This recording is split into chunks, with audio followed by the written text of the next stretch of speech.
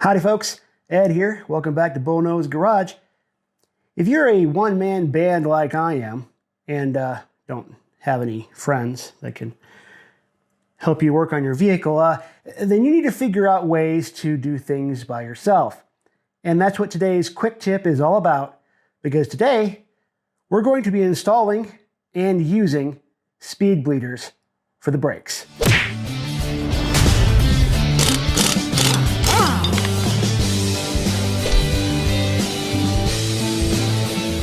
Brake speed bleeders are pretty simple, nifty little devices that just replace the bleeder valves on your calipers or on your brake cylinders, depending on if you have brake rotors or brake drums.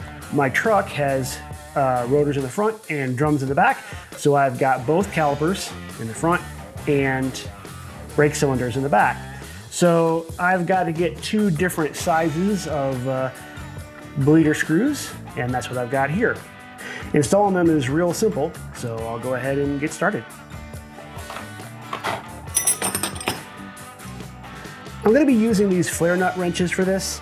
It's always a good idea to use flare nut wrenches when you're dealing with brake lines or brake components. Really, I probably don't need to use flare nut wrenches for this because these are brand new bleeders on brand new calipers and brand new brake cylinders, but it's a good idea to get in the habit of doing that when you're working with brakes anyway. Make sure you don't lose these caps when you take them out of the package. They just go on the end to prevent crud and grime from getting inside. These replacement brake cylinders that I have are 10 millimeter. They just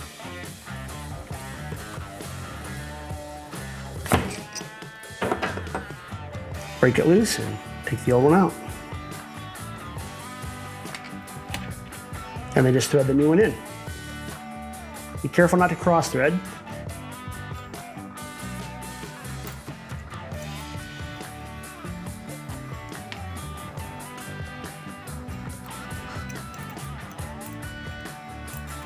And there we go. New speed bleeders successfully installed on the brake cylinders.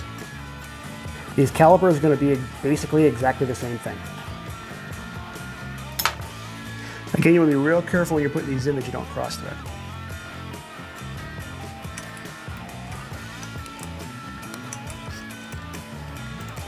Here you can see two different bleeders. The speed bleeder is on the left and the old bleeder is on the right. The difference between a speed bleeder and a regular bleeder is that a speed bleeder has a ball valve on the inside. See, when you bleed brakes, what you do is you press the brake pedal to push all the air out of the system along with the hydraulic fluid. But when you release the brake pedal, air can come back into the system because there's now that little bit of vacuum. So normally you've got to have a second person at the brake line to close the valve to prevent air from going back into the system when you release the brake. With a speed bleeder, there's a ball valve on the inside that does that for you. So you press the brake and then your air and your hydraulic fluid is flushed out through the brake system, and then when you release the brake, that back pressure causes the ball valve to close, preventing air from going back into the system. That's why you can do it with one person.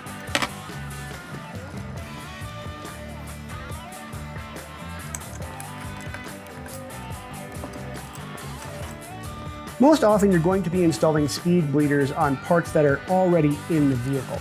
I just happen to be replacing all of my brake parts, so I can have the luxury of doing it outside the vehicle, which makes it a little bit easier. But really, changing these, even with these parts installed in the vehicle, is not hard at all. These parts are meant to be accessible because you have to bleed the brakes. So taking these in and out shouldn't be a problem. Bleeding the brakes with speed bleeders is pretty simple. In most cases, you'll bleed the brakes starting from the rear right and then going rear left, front right, front left.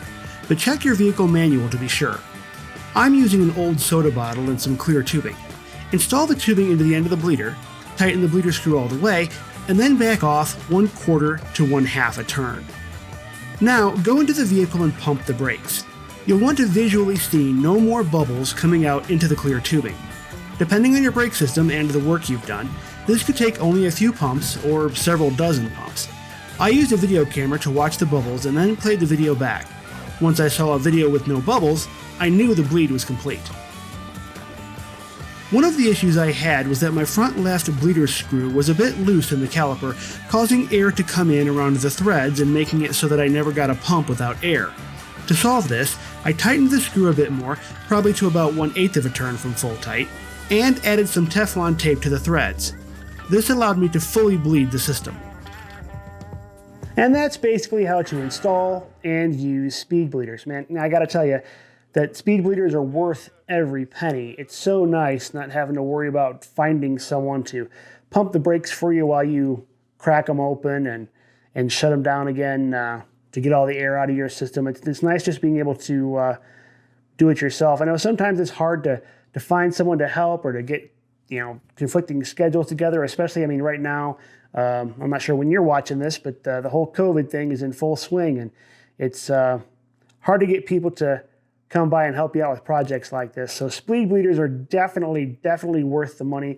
They're super easy to put on. They're super easy to use.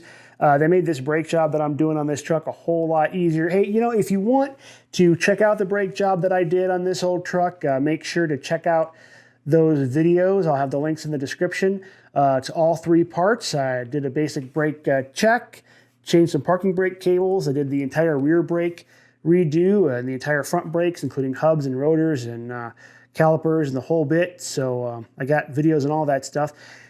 Guys, if you enjoyed the video, or if you learned something new, give me a like. If you want to see what I'm doing with this truck, make sure to subscribe. As always, if you have any questions, comments, concerns, gripes, internet ramblings, stick them below. Thanks again for watching, guys, and we'll see you next time.